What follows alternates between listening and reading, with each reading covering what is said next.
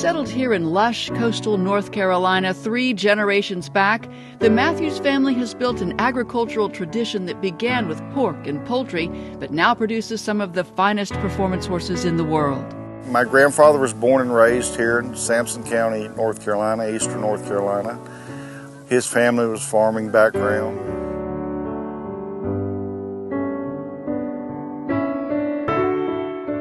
Building on a foundation of old-fashioned virtues like hard work and attention to detail, Matthews Cutting Horses is dedicated to nurturing future generations of horses with the pedigree, conformation, and preparation to revolutionize the Western performance horse industry.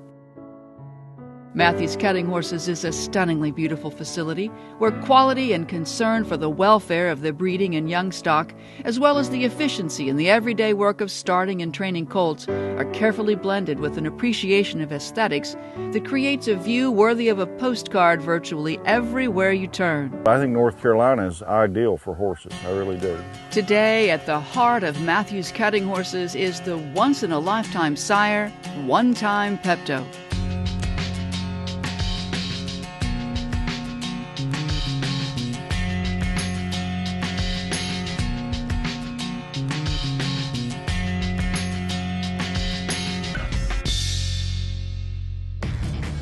Time Pepto, a junior sire like no other.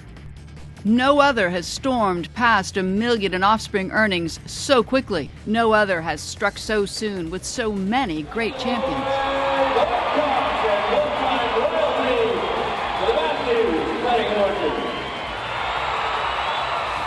In just his first 2 full crops, Time Pepto lit up the Western performance world with NCHA Futurity Open, Non-Pro, and Amateur champions. And the electricity is still building. In 3 full crops, Time Pepto has now sired 3 consecutive NRCHA Snafflebit Futurity Open Reserve champions. It's pretty amazing to have the winners that he's had, you know, in the cutting and the cow horse. It's no shock this high-performing son of an Equistat all-time leading cutting sire and all-time leading mare, who as a yearling set a sale price record when he was purchased by Jeffrey Matthews, would know his way around a cutting pen. I would tell you I did not want to be in the stud horse business. But when I saw that horse, I was taken with him, how beautiful he was. And when I saw him move, I was sold on that horse. And especially when I saw him stop and turn. It was like nothing I'd seen. In only a year and a half of competition, Time Pepto won more than $331,000 with Matt Gaines in the saddle. He claimed the NCHA Open Super Stakes title among many others in just 18 months of showing. He gave you the feeling that you could hold him about anything you put in front of him, you know, and there's not many horses that do that. I mean, he just got to a point to where he was that smart, that confident about everything he was doing that, you know, you almost felt invincible. Retired sound at 5 to begin his career at stud, Time Pepto was a winner, and so are his cutting offspring. Still at the helm of the leading Time Pepto progeny is Time Royalty, the history-making 2010 NCHA Futurity Open champion with a score of 230. In 2012, Time Royalty was the Breeders' Invitational Open Classic champion, the Summer Spectacular Open Reserve Classic champion, and Pacific Coast Cutting Horse Association Open Classic champion, where he marked a scorching 229. Time Royalty's earnings now top $460,000. 2011 Tunica Futurity Open champion Blue Time was 4th at this year's Super Stakes Classic and has boosted his earnings to more than $219,000. Jay Barr Time, who finished 3rd in the 2011 NCHA Open Futurity, won the 2012 Abilene Spectacular and now has some $170,000 in earnings. Time to Hang 'em earned a share 4th in the 2011 NCHA Open Futurity, was a finalist in the 2012 Breeders' Invitational Open Derby, and champion of the 2010 Cotton Stakes Open Derby. A top 10 finalist at the 2011 NCHA Non-Pro Futurity, Exclusive Time was a finalist in the 2012 Breeders' Invitational 5-year-old Non-Pro Special and claimed the Cotton Stakes Non-Pro Derby and now has more than $82,000 in earnings. One Sweet Sis, the 2011 NCHA Amateur Futurity Champion with owner Kelsey Weeks, has continued her winning ways in 2012 with multiple titles, including the Breeders' Invitational and Brazos Bash Amateur Derby wins. She now tops $73,000 in earnings. Since his first foals hit the show pens in 2010, Time Pepto's success at the NRCHA Snafflebit Futurity has been nothing short of phenomenal. In 2012, Todd Bergen had the honor on board this Time out of the legendary performance mare Katie Starlight. 2012 Snafflebit champion Corey Cushing brought 2 Times back to the finals, Lena's Last Time, who had the highest score in the herd work, as well as a 222 in the reining. Corey Cushing's other finalist was Time at Band Camp. And how about Cat Diesel? With $30,000 in cutting earnings, he'd never shown in Rein Cowhorse, but after a few reining lessons and a couple of runs down the fence, he and Adon Banuelos won the Level 1 Limited Open Snafflebit Futurity Championship and made the finals in both the Limited and Intermediate Open. Over and over again, the Times are proving they have what it takes to compete in the Ironman competition of Western performance sports. You know, they're cowy enough, they can cut, they can stop in their own work, but yet they're a little gritty and tough to get down that fence. They're never going to quit you. That's what I like so much about them. Well, they're all gorgeous. That never hurts anything. It's effortless for them, and I think that's what's such a standout about Time himself and what he passes on. And you can see in all of his offspring, you know, there's a certain trait and a certain look and a certain way that they work and handle themselves is what really excites me about going and getting another one, because of, you know, the feeling that a guy gets when he does ride him. He's the leading junior sire for the Rein Cowhorse. He's second leading sire, junior sire in the cutting, and I don't think that's ever been done. But it all goes back to the way that horse moved when he was a baby. He was a huge stopper, and a lot of horses can stop, they can't move their front end. And elegant mover.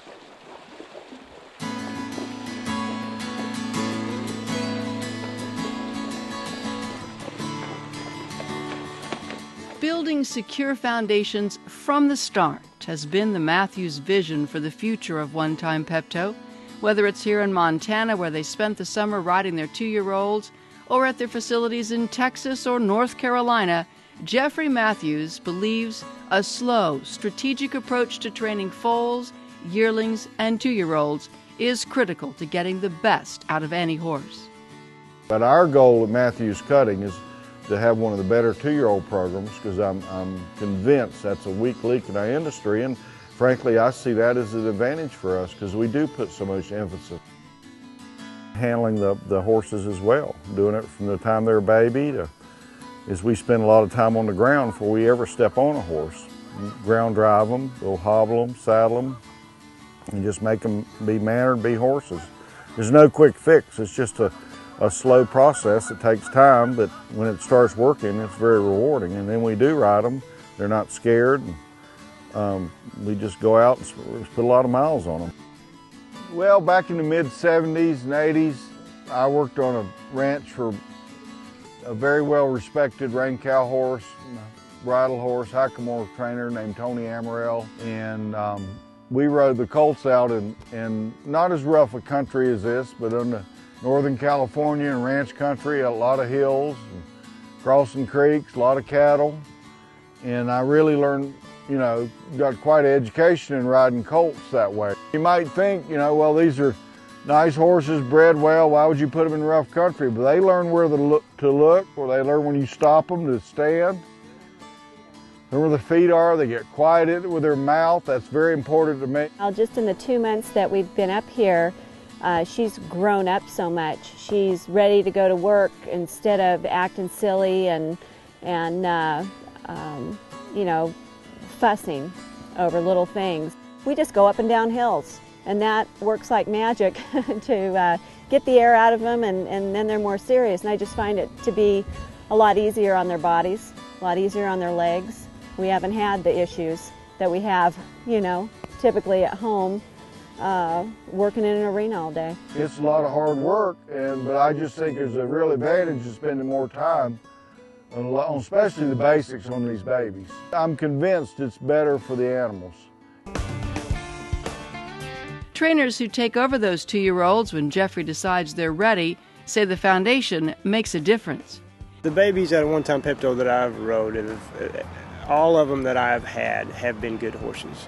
Naturally, you're going to get some better than others, you know, talent level and this and that, but they've all wanted to cut, they've all wanted to cow. And I had one great one, of course, that I won the futurity on, but I've had several since that have been nice horses.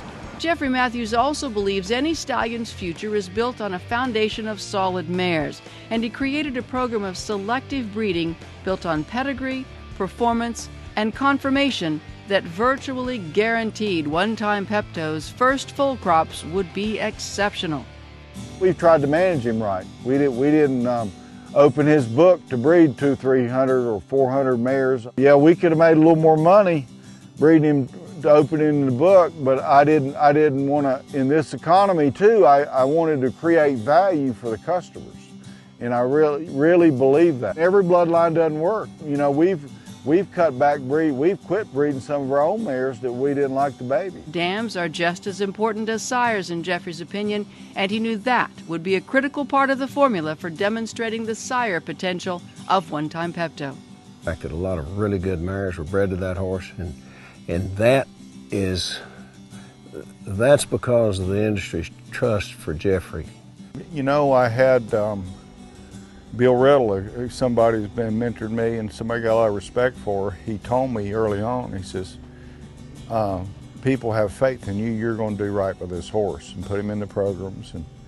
And that meant a lot to me. I'd never even crossed my mind, but I was determined in my mind the way I wanted to go was a little out of the norm in the cutting horse business. It wasn't no thoroughbreds. And what they would do is kind of target certain mares and programs as well. People are going to train them and show them, and limit his book, so you wouldn't have a lot of rebreeds, and keep the numbers down. You have to have enough numbers to get them to the show pen, but too many numbers, you're going to see a lot of cheap horses in the sale, and I'd witnessed that with all the good horses. And it was just, right or wrong, who knows what's right, but just what I believed in. Less is more if you got the quality. And I knew that other would come if we did our right job early. But having the public behind this horse, I couldn't have done it without that. Could not have done any of this without the mare owners. Whether they put them in the sale or trained them.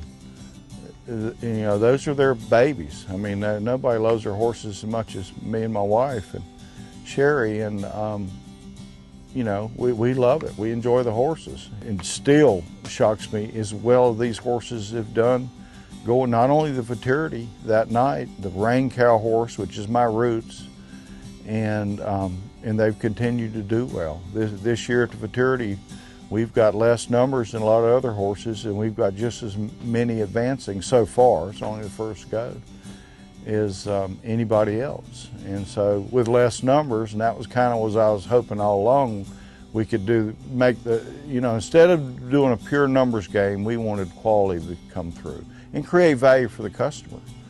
Now that the proper foundation has been laid to build a legacy of greatness for One Time Pepto, Jeffrey and Sherry Matthews believe the time has come.